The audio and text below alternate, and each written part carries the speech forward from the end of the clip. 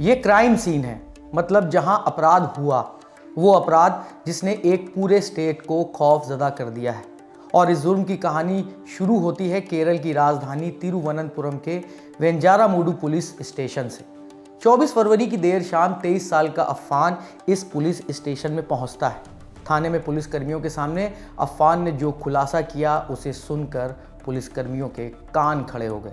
पता है अफ़ान ने पुलिस से क्या कहा था? अफ़ान ने बताया कि उसने अपनी माँ, दादी, भाई, ताऊ, ताई और गर्लफ्रेंड की हत्या कर दी है। आरोपी के इस कबूलनामे से पुलिसकर्मी भी दंग रह गए। अफ़ान ने पुलिस को यह भी बताया कि इन हत्याओं को अंजाम देने के बाद उसने भी जहर खा लिया। ये सुनकर पुलिस ने अफ़ान को फौरन तिरुवनंतपुरम के मेडिकल कॉलेज में भर्ती कराया, जहां उसका इलाज चल रहा है। इसके बाद पुलिस उन जगहों पर पहुंची जहां आरोपी ने हत्या करने की बात कबूली थी। इंडिया टुडे की संवाददाता शेबी मोल की रिपोर्ट के मुताबिक हत्याएं 3 अलग अलग जगहों पर हुई थी और इन जगहों पर पहुंचने के बाद पुलिस ने 5 लोगों की हत्या की पुष्टि की, जिनकी पहचान अफ़ान की दादी सलमा बीवी, उसका भाई एहसन, ताऊ लतीफ़, ताई शाहिदा और गर्लफ्रेंड फरशाना के तौर पर की गई।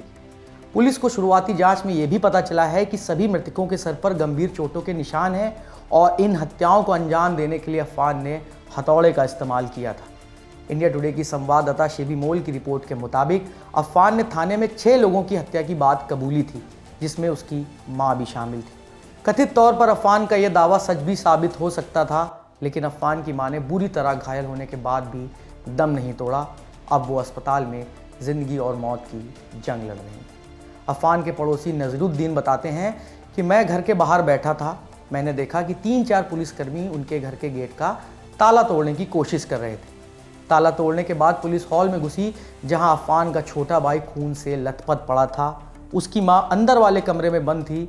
खिड़की का शीशा तोड़कर देखा तो उसकी मां निढाल पड़ी थी, लेकिन वो अपनी आंखें अभी भी झपका रही थी। पुलिस ने इस घर के ऊपरी हिस्से से एक युवती की लाश भी बरामद की है। इस मामले के बारे में इंडिया टुडे की संवाददाता शेबी मोल घटनास्थल से क्या जानकारी दे रही हैं, सुनिए। मैं इस वक्त उस घर के बाहर हूँ जहाँ पे मर्डर हुई है। 3 घरों में 3 लोकेशन में ये मर्डर कमिट किया है और पहला अटेम्प्ट अफ़ान है। इस आदमी का नाम है अफ़ान और अफ़ान ने पहला अटेम्प्ट उसकी माँ को मारने की कोशिश की। उसके बाद उसकी ग्रैंड मदर पिता की माँ की हत्या की।